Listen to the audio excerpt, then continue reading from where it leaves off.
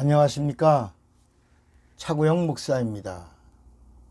오늘은 하나님의 의도에서 본 구원 이야기 197번째 성령의 보증이라는 제목으로 구원 이야기를 하겠습니다.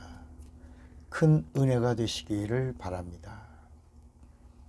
지난 시간에 사단적 범죄와 자범죄의 차이는 구원의 문이 닫혀 있는가 아니면 열려 있는가의 차이라고 말씀했습니다. 사단적 범죄는 살 수 없는 죄이고 자범적 범죄는 살 수 있는 길이 활짝 열려 있는 죄라고 말씀드렸습니다. 이 길을 터놓은 자가 아담입니다. 그리고 아담의 선악과 사건입니다. 아담이 선악과를 먹었기 때문에 둘째 아담 예수 그리스도가 오실 수 있게 된 것입니다. 아담이 선악과를 먹고 죽음이 정해지는 순간, 죽음이 결정된 순간 예수의 죽음도 결정된 겁니다. 그리고 예수의 부활로 마귀를 심판하고 예수의 피로는 인간을 죄에서 구원하신 것입니다. 그러니까 첫사람 아담이 선악과를 따먹을 수 있도록 하나님은 아담에게 배필을 지으셨으니 바로 하와입니다.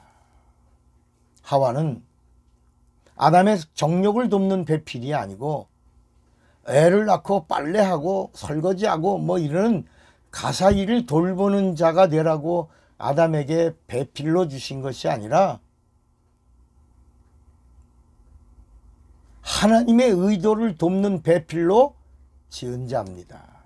하나님의 의도를 돕는 배필입니다.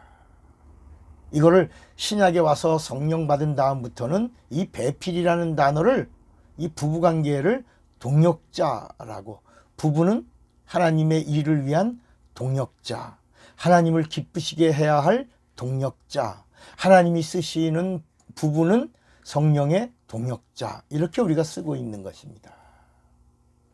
그러니까 부부가 하나님의 동역자가 되고 성령이 쓰시는 성령의 동역자가 되면 하나님을 멋있게 기쁘시게 할 수 있는 자가 될 수 있다라는 말씀입니다.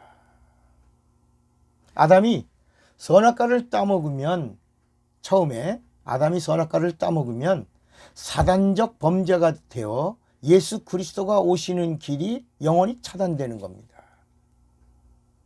그래서 하와는 선악과를 자신이 먹고, 그리고 인간의 범죄를 사단적 범죄가 아니라 자범죄가 되게 한 여인입니다. 그래서 산자의 어미가 된 그 비밀이 거기 있는 겁니다. 만약에 아담이 따먹었으면 영원한 그 길이 막히지만 하와가 따먹고, 그리고 인간의 범죄를 자범죄가 되게 한 여인이 누구라고요? 하와라는 것입니다.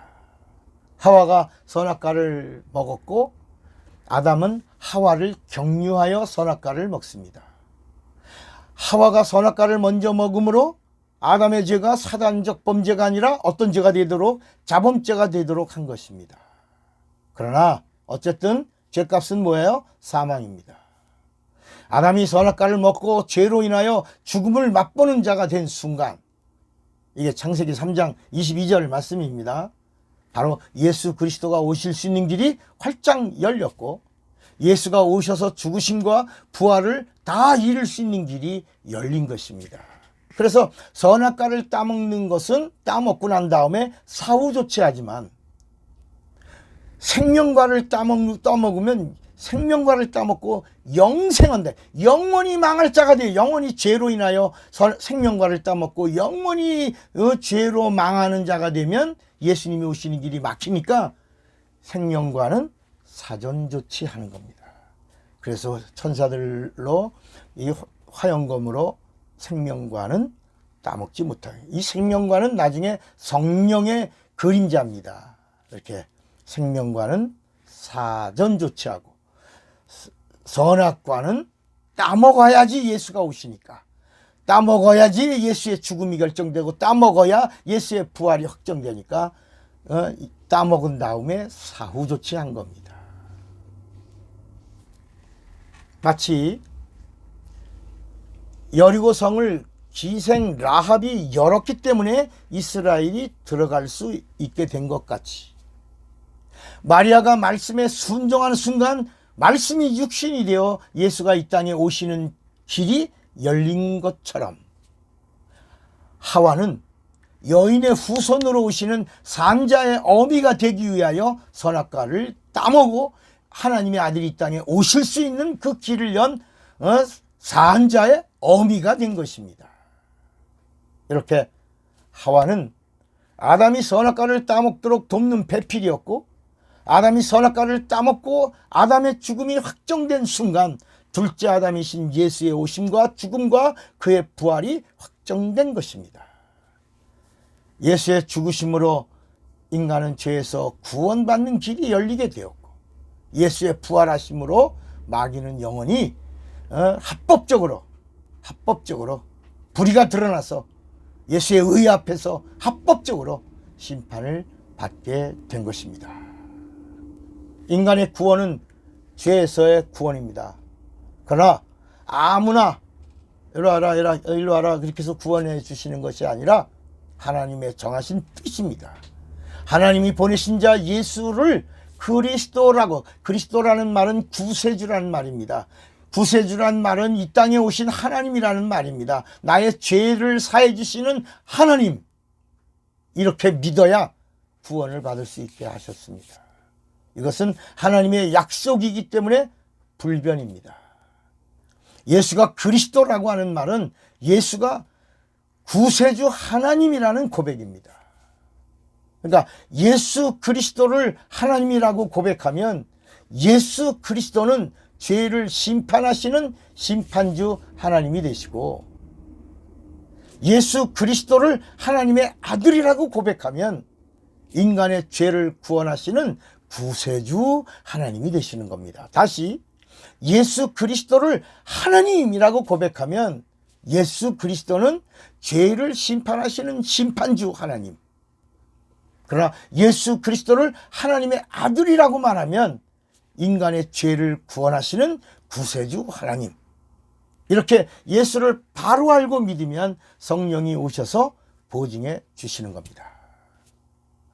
성령의 보증이란 예수를 하나님이라고 고백하면 예수가 심판주가 되시고, 예수를 하나님의 아들 그리스도라고 고백하면 예수가 구세주가 되신다는 것에 대한 보증을 말씀하고 있는 겁니다. 성령의 보증은 하나님의 검증하심으로 이해하시면 됩니다. 왜 성령 받아야 된다고요? 하나님의 검증을 받는 겁니다. 내가 예수 믿는 거 하나님의 검증을 받는 겁니다. 우리가 옛날에 기차를 탔어요. 표를 끊고 기차를 탔는데 한참 가다가 보면 차장이 와서 검표하겠습니다 하고 기차 안에서 검증을 합니다. 검표를 합니다. 여러분, 왜 예수께서 예수 믿는 자들에게 성령을 받으라 라고 하신 말씀인가를 한번 여러분 생각해 보시기 바랍니다. 검증받아라, 보증받아라, 인칭받아라. 여러분, 하나님의 검증을 받으시기를 바랍니다. 이것을 성령의 보증이라고 하는 것입니다. 기도하겠습니다. 하나님 아버지, 내가 예수 믿는 것, 예수 믿고 구원받은 것, 죄사함 얻은 것, 하나님의 자녀가 된 것, 그리고 하나님의 사람이 된 것, 이제 성령으로 보증받는 자가 되게 하여 주시옵소서. 예수님의 이름으로 기도합니다. 아멘. 사랑하고 축복합니다. 차구영 목사입니다.